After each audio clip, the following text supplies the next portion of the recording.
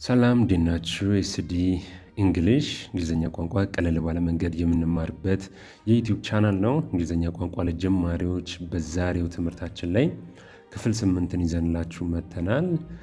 በባለፈው በክፍል 7 147ኛው ላይ አቁመን ነበር። በዛሬው ደግሞ ከ148 እስከ 168 ድረስ ያሉትን የቋንቋ ክምችቶቻችንን አብረን እናሰፋለን። ወደ ትምህርቱ ልውሰዳችሁ።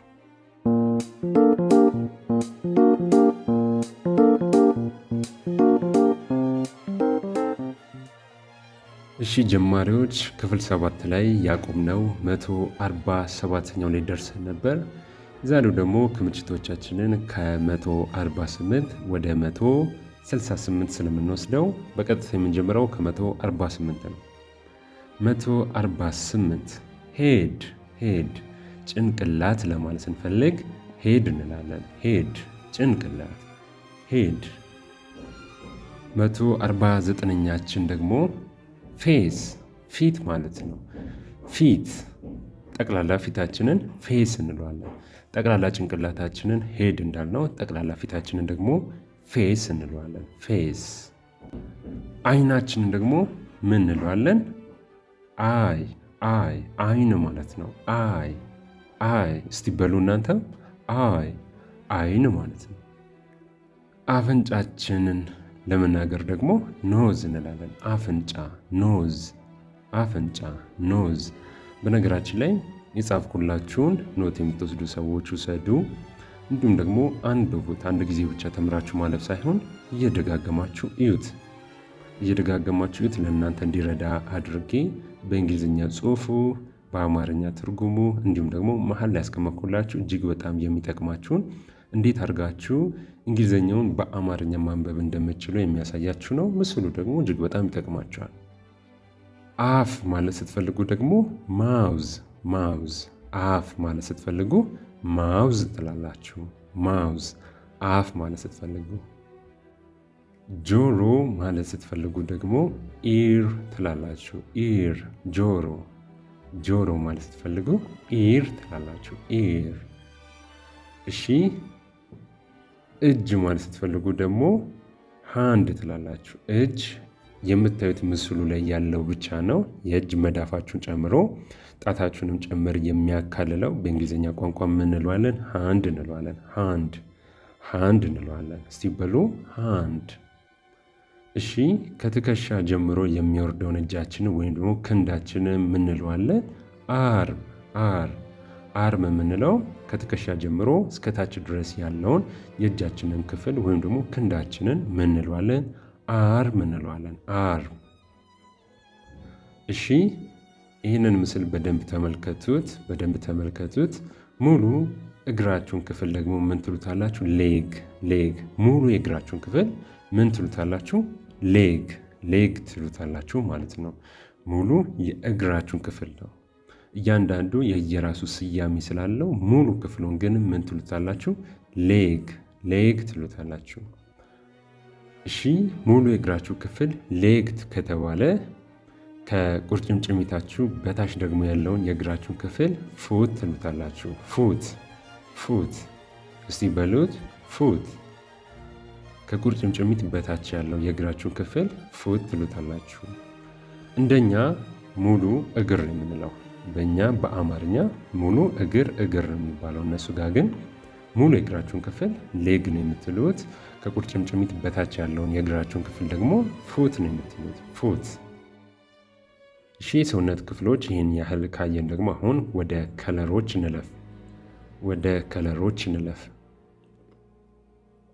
እሺ ወደ ከለር ስናልፍ ወይም ደግሞ ቀለም የመጀመሪያ የምናገኘው ምንድን ነው? ቀይ ቀለም ነው። ቀይ ቀለም ለማለት ስትፈልጉ ሬድ ነው የምትሉት። ሬድ ቀለም ማለት ከለር ነው። ስለዚህ ሬድ ከለር ካላችሁ ቀይ ቀለም ያላችሁ ነው። ሬድ ቀይ።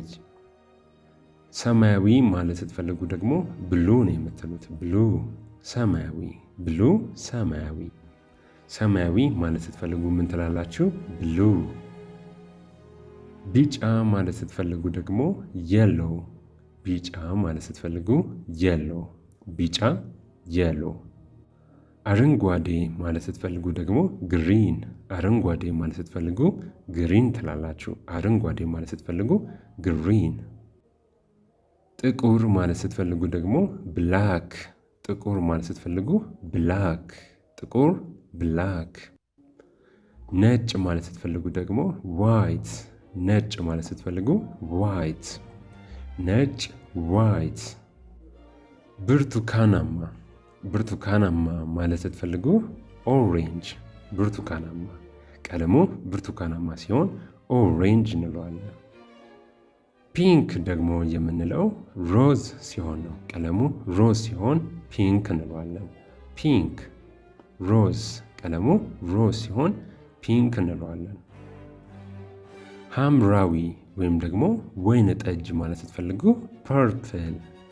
ሐምራዊ ወይም ወይነ ጠጅ ማለት ስትፈልጉ ምን ትላላችሁ? ፐርፕል ትላላችሁ። በነገራችን ላይ ምስሎቹ እናንተን እንዲረዱ ያስቀመጥናቸው ናቸው። ምስሎቹን እያያችሁ ስትማሩ እጅግ በጣም ለእናንተ ቀላል ነው የሚሆነው። ፐርፕል ወይነ ጠጅ ወይም ደግሞ ሐምራዊ። ቡኒ ማለት ስትፈልጉ ደግሞ ብራውን። ቡኒ ወይም ቡናማ ከለር ማለት ስትፈልጉ ብራውን ትላላችሁ። ብራውን ቡኒ። እሺ የዛሬው የመጨረሻችን እናድርገው። ሁሉንም በየደርዙና ቀናቶችን ጠብቀን ስለምናይ ሁሉንም በአንድ ጊዜ አናይም። ግሬ ግራጫ። ግራጫ ማለት ስንፈልግ ግሬ እንለዋለን። ግሬ ግራጫ። ግሬ ግራጫ። ግራጫ ማለት ስንፈልግ ግሬ እንላለን። ዛሬው ትምህርታችን ይህንን ይመስል ነበር። ዛሬ የተመለከትነው በክፍል 8 ከ148 እስከ 168 ድረስ ያሉትን አይተናል። በቀጣይ በክፍል 9 እንግሊዝኛ ቋንቋ ለጀማሪዎች ደግሞ ዛሬ ካቆንበት 168 ቀጣዩን 169 እስከ 194 አንድ ላይ እንማማራለን እናያለን ማለት ነው። በነገራችን ላይ ይህ ለጀማሪዎች ስፔሻሊ ቃላት እጥረት ላለባችሁ ከክፍል 1 ጀምሮ እያንዳንዱን እየዳሰስን እያየን እያከማቸን የምንሄድበት ነው።